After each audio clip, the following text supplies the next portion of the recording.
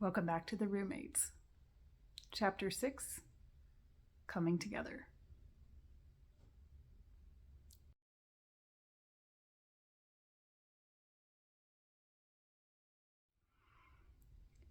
Jason had not been out shopping when Peter moved in. He had been moping in his room, as he had been since Sunday, trying to talk himself out of letting these random people move into his house. Why had he thought this was a good idea anyway? He had nothing to say to these people. He had nothing to say to anyone anymore. Maybe he could just hide out in his room in the evening and only come out during the day when everyone else was gone. Except that Peter guy worked the night shift, so he would definitely be around during the day. Damn. In the meantime, Jason figured he'd better at least give some guidance as to where his new roommates could place their stuff. It would be better if they didn't move too many of his things around, he reasoned, as he embarked on a half-hearted post-it campaign, labeling various closets and cabinets with the names of his new roommates. Jonathan, Eliza, Peter, and Amanda, he repeated to himself. After completing his house tour, Jason sank back onto the couch. He reckoned he had at least a few hours before anyone came home and wanted to chat. Flipping on the television, he tuned into a special on venomous snakes and cracked open a beer. Within minutes, he was slouched down, bum slid halfway off the edge of the couch, feet splayed apart and with one flip-flop dangling sadly from his left foot.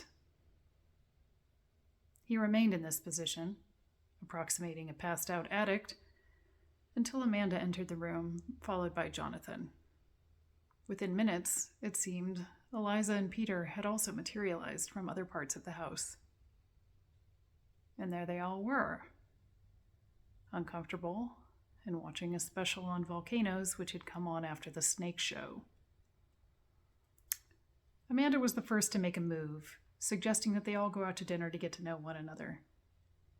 Peter declined immediately, with a stuttered, wide-eyed, and incoherent refusal which the others took to mean too socially awkward to possibly attend, although he had actually said, "Sorry, but I have to go to work in half an hour." Jason thought fast. If he agreed to this invite, he would have to leave the house. Not only would he have to go outside, but he would have to talk to these people for at least an hour. And pay for his meal.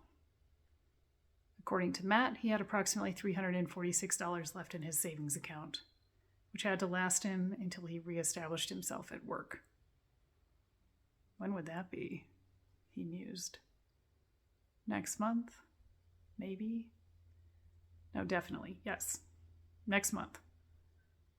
He could certainly stretch $346 for a month, as long as he wasn't going out to dinner, and as long as his new roommates paid their rent on time. Yet he still didn't want to go. It took a salacious smile from Amanda to convince him that it was a good idea. And in his general state of stupor, he failed to notice the ostentatious eye roll by Eliza and the look of annoyance that flitted across Jonathan's face as Amanda made this move. Perhaps this would be interesting after all, he thought, before chastising himself fiercely. But he had already agreed.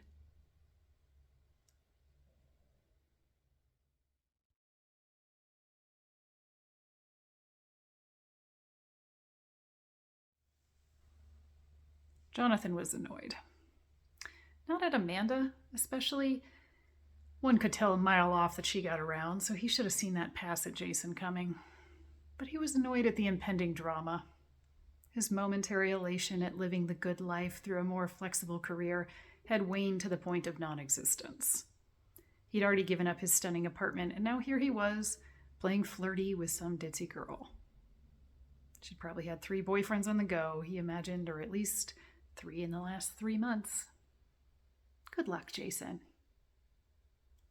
At least the Eliza chick seemed cool, although she also seemed slightly fearful, as if someone would come looking for her, or as if she was hiding something significant.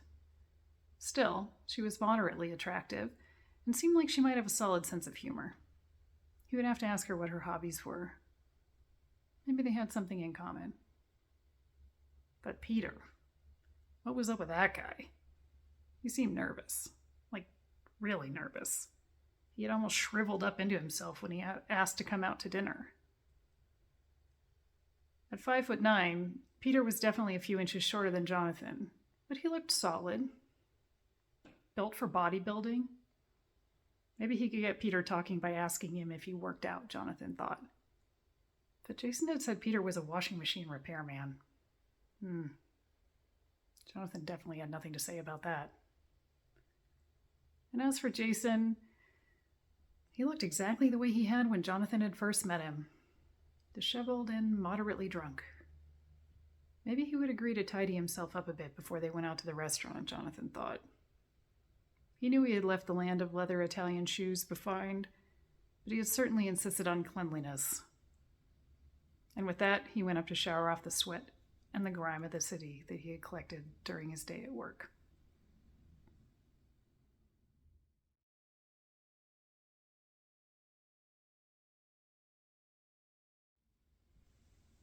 Eliza offered to drive them all to the restaurant.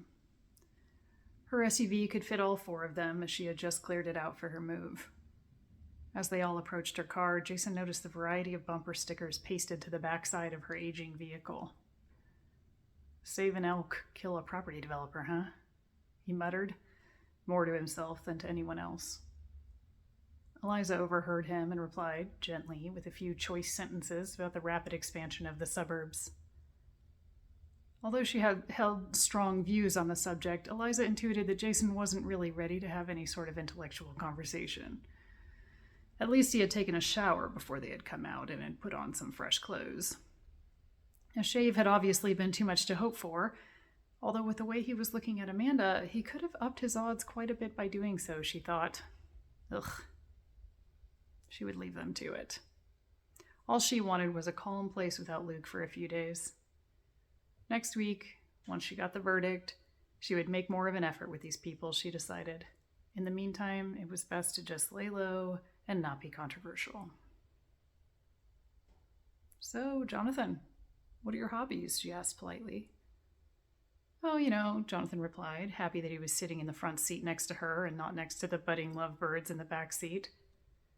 I like to listen to opera, I like to go to theme parks, and I like to read. Theme parks, exclaimed Amanda from the back seat. I love theme parks, especially thrill rides like roller coasters. Once I went on a massive roller coaster that looked awesome, but I didn't realize that it was a water ride as well. And when we got to the splash part, I got totally soaked. It was so funny because when we got off the ride, you could see right through my white tank top. I guess they sold an awful lot of those coaster cam pictures of me. She laughed, completely oblivious to the effect that her story had had on the others. I suppose I should have known better. I mean, it was called Wet Weather. Eliza and Jonathan groaned inwardly. Jason, however, seemed interested. Eliza, for her part, was not impressed with the direction of the current conversation. Hoping to return to Jonathan's hobbies, she tried again. Opera, huh? How'd you get interested in that? My grandmother introduced me to it, he replied. She was a famous singer in the 1950s. My mom used to get dragged to all of her shows, and she absolutely hated it. But for me, it was love at first sound. I was hooked right away. I have all of her performances on LP and on cassette. I was going to get them remastered for my family for Christmas, but, well, I guess I won't be doing that now as it's pretty expensive. Anyway, I had season tickets with my ex, but I haven't been to see a performance since we split up. There was a brief silence as the others absorbed this piece of information. The grandmother part was interesting, of course, but Eliza found herself particularly intrigued by his breakup. For crying out loud, she told herself, stop being such a busybody. And yet she was unable to keep herself from asking him more. Oh, really? She asked, hoping that she sounded neutral. I'm sorry to hear that. What happened, if you don't mind me asking? Nothing particularly unusual, Jonathan replied. She just wanted more than I could give. Eliza nodded and didn't reply. She could tell by the tone of his voice that this was still a very raw subject, and she wondered if it had anything to do with his decision to move into the house. But for now, she decided to silence her inner gossip and allow him a bit of space. In the back seat, Jason stared fixedly out the window, while Amanda played with her hair.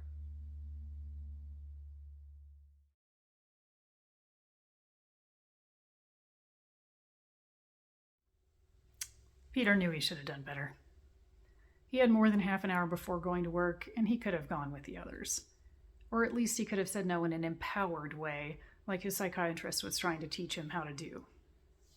He would practice that tomorrow with Eliza or Jonathan. They seemed approachable. That Amanda chick was way too dippy to be of any use when it came to testing out new theories. But at least he was almost done getting his computer set up. He was quite particular about the way they were organized, and he didn't like anything to be out of place. This time, he was going to try a new monitor arrangement which he had been considering for the last few months. That way, he figured he could have multiple RPGs running at the same time. He hoped none of the other housemates were heavy internet users. He needed that bandwidth. Of course, his schedule ensured that almost everyone else would be out of the house while he was playing, which was actually ideal.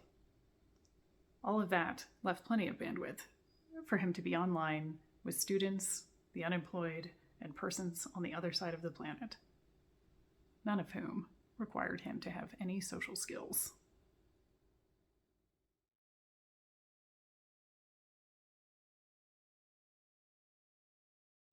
Amanda called Mason as soon as they got back from dinner. "Hey babe, just calling to say hi," she sung into his voicemail. "I met the funniest people today who you are totally going to love and who you have to love anyway because I'm moving in with them. So fun! This one guy, Jason, is such a cutie. Too bad he seems way depressed. I'm going to cheer him up, though. Anyway, call me." She hung up the phone on a high note, but was disappointed that he wasn't in. He was probably out with some new girlfriend. She hadn't wanted to cheat on him. She really hadn't, but she had wanted to stay friends. At least he had agreed to that. Although he wasn't really calling her as much as he used to, which bothered her. There was a small possibility that he had found someone else, she reasoned, but surely he would have told her. Anyway, she needed his help for her new influencing channel, so she was hoping he'd call back soon. In the meantime, she decided to write a list of her strengths and interests that she could use to work out who and what she would actually influence. Getting out a light pink pad of paper, which she had carefully put away with her other things, Amanda flopped down onto the bed and started writing. She began. Interests. Dating. Amateur acting. Decorating. Charcoal drawing. Baking. Baking was a great idea. But it needed to be fleshed out. There was nothing inherently interesting about baking, she thought. Health food baking? That could be unique. Not just less butter, she imagined, but with more exciting ingredients like spirulina and fish oil. This would be good. And she could use her new roommates as taste testers. Fabulous, she thought, conveniently glossing over the unlikely wisdom of adding fish oil to a muffin. That evening, Amanda ventured out to the local health food shop in search of interesting ingredients. Passing over the more benign sprouted millet and quinoa, she headed straight to the supplement section. Blue-green algae would definitely be going in the basket, she decided, along with sprouted broccoli seeds and walnut bark. Delicious. Happy with her purchases, she headed back to the house to begin her new career.